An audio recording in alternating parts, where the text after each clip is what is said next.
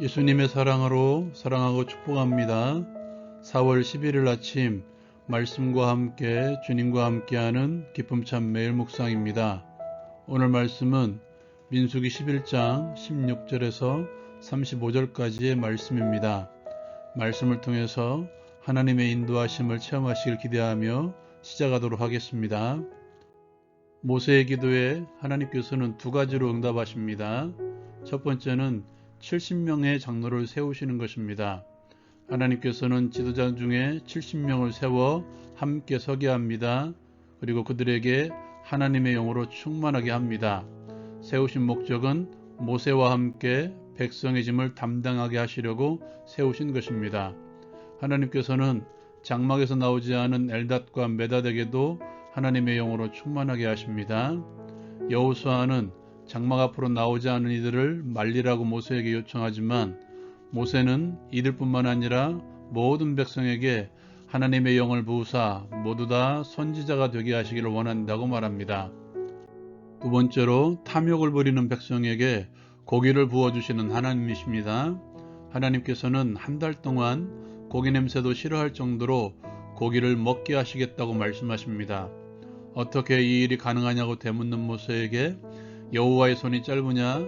내가 이제 내 말이 내게 응하는 여부를 볼 것이라고 말씀하십니다. 하나님께서는 바람을 일으켜 바다에서부터 메추라기를 몰아오십니다. 하나님께서는 지면 위로 2규빗 90cm 정도 메추라기를 쌓이게 하십니다. 적게 거둔 자가 2000리터 이상 될 정도로 거두게 하신 것입니다. 하나님께서는 이후로 이스라엘 백성들을 향하여 진노하십니다. 탐욕을 부린 백성을 치신 것입니다. 그리고 그곳 이름을 기브롯 핫다아와 탐욕의 무덤으로 세우십니다. 하나님께서 70명의 장로를 세우신 목적은 모세의 짐을 덜어내기 위한 것이었습니다. 교회는 함께 세워져가는 공동체입니다. 서로 연결되어 세워나가는 공동체가 교회이고 하나님 나라의 공동체입니다. 하나님께서는 70인 지도자들의 연결고리로 하나님의 영으로 충만케 하셨습니다.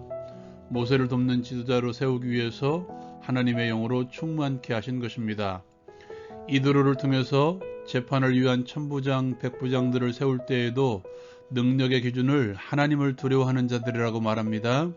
베드로가 7지사를 세울 때에도 성령이 충만한 사람들을 뽑았다는 사실을 기억하십시오.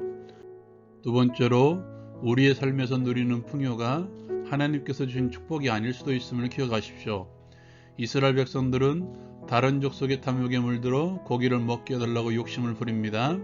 하나님께서 해결하신 방법은 욕심을 부린 그들에게 욕심을 부린 것이 후회될 만큼 고기 냄새가 싫어할 정도로 채워주시겠다고 말씀하십니다. 고기의 풍년을 겪었지만 그것이 하나님의 징벌의 방법이었습니다. 풍요가 축복이 아닐 수도 있다는 것입니다. 하나님과의 연결고리가 끊어졌음에도 불구하고 잘 되고 있습니까? 말씀을 가까이 하지 않고 기도하지 않으며 예비하는 삶이 없음에도 불구하고 뭔가가 잘 풀리고 있습니까? 그것이 하나님의 축복이 아닐 수도 있습니다. 말씀을 통해서 함께 나누기를 원하는 것은 교회 공동체는 하나님의 영으로 충만해야 합니다. 교회 일꾼뿐만 아니라 하나님의 백성이라면 모두 하나님의 영, 성령으로 충만해야 합니다. 성령 충만한 자가 주의 일, 하나님의 일을 감당할 수 있습니다. 바울 사도는 에베소 교회에 보내는 편지에서 성령 충만한 자의 삶을 마음으로 주께 찬송하는 것이며 범사에 예수님의 이름으로 하나님께 감사하는 것이며 그리스도를 경외함으로 서로 복종하는 것이라고 말합니다. 주께 찬송하고 범사에 감사하며 성도 간에 서로 순종하는 삶을 살아가는 것이 성령 충만한 자의 삶의 모습입니다. 마음을 다하여 하나님을 찬송하는 삶을 살고 있는지, 모든 일에 예수님의 이름으로 감사하고 있는지, 성도와 더불어 서로 복종하는 삶을 살고 있는지 스스로 돌아보십시오. 두 번째로 하나님의 능력을 제한하지 맙시다. 하나님께서 이스라엘 백성들이 물릴 정도로 고기를 먹게 하겠다고 말씀하셨을 때 모세는 말합니다. 어떻게 그럴 수 있습니까? 인간의 생각으로는 도저히 일어날 수 있는 상황이 아니었기 때문입니다. 이곳은 광야였습니다. 먹을 사람은 장정만 60만 명이었습니다.